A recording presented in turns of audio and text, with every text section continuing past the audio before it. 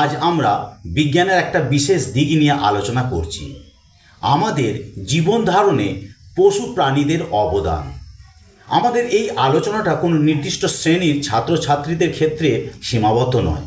এটি তৃতীয়, চতুর্থ, পঞ্চম শ্রেণী তথা পরবর্তী শ্রেণীর ছাত্রছাত্রীদের ক্ষেত্রেও সমানভাবে প্রযোজ্য। তাই তোমাদের বলছি, তোমরা সকলে মন দিয়ে এই ইম্পর্ট্যান্ট প্রশ্নটির উত্তরটি ভালোভাবে বুঝে নাও, যে কোনো সময় কাজে লাগবে। তাহলে আমাদের আলোচনা তাহলে এবার শুরু করা যাক। এখানে প্রশ্নটা 3 রকমভাবে করা হয়েছে। আমাদের জীবন ধারণে পশু প্রাণীদের অবদান, অথবা এটাও করতে পারে বা এটাও প্রশ্ন তোমাদের কেউ করতে পারে, পশুদের কাছ থেকে আমরা কীভাবে উপকৃত হই, অথবা আমরা কেন পশু পালন করি। তাহলে উত্তরটা তাহলে দেখা যাক। আমি সুন্দরভাবে পরপর পয়েন্ট দিয়ে করেছি, তোমরা সেইভাবেই তোমরা করবে। পশুদের কাছ থেকে আমরা নানাভাবে উপকৃত হই। 1 নম্বর, অতীতকাল থেকে এখনও মানুষ বলদ দিয়ে জমিতে লাঙলের সাহায্যে চাষ করে। বিভিন্ন পশুদের আমরা গৃহে পালন করি তাদের কাছ থেকে মাংস ও দুধ পাওয়ার জন্য। যেমন গরু, মোষ, ছাগল, ভেড়া প্রভৃতি পশুদের কাছ থেকে আমরা মাংস ও দুধ দুই পাই।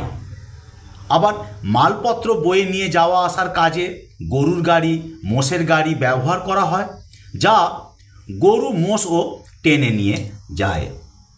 4 নম্বর, অতীতে এমনকি এখনও কোথাও কোথাও মানুষ যাতায়াতের জন্য ঘোড়ায় টানা গাড়ি ব্যবহার করে, যদিও বা আস্তে আস্তে এই ব্যবহারটা কমে যেতে বসেছে।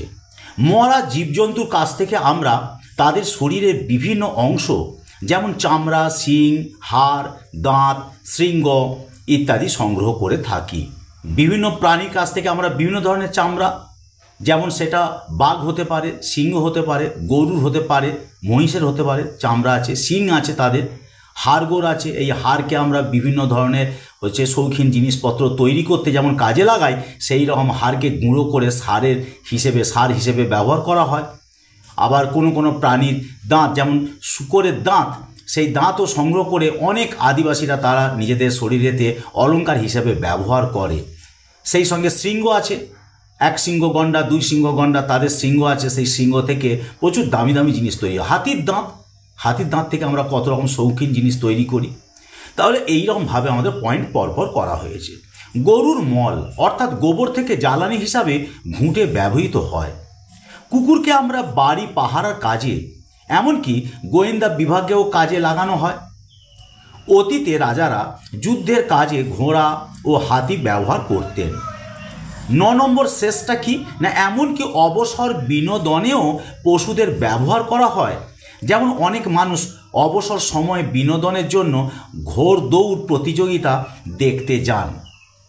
তাহলে এই রকমভাবে যদি আমরা উত্তর সাইজ করে সুন্দরভাবে পরপর গুছিয়ে লিখি, তাহলে যেমন আমাদের বুঝতে সুবিধা হবে, উত্তরটাও সেই রকম ধরনের সুন্দরভাবে হবে, আমরা ভালোভাবে পরিবেশন করতে পারবো।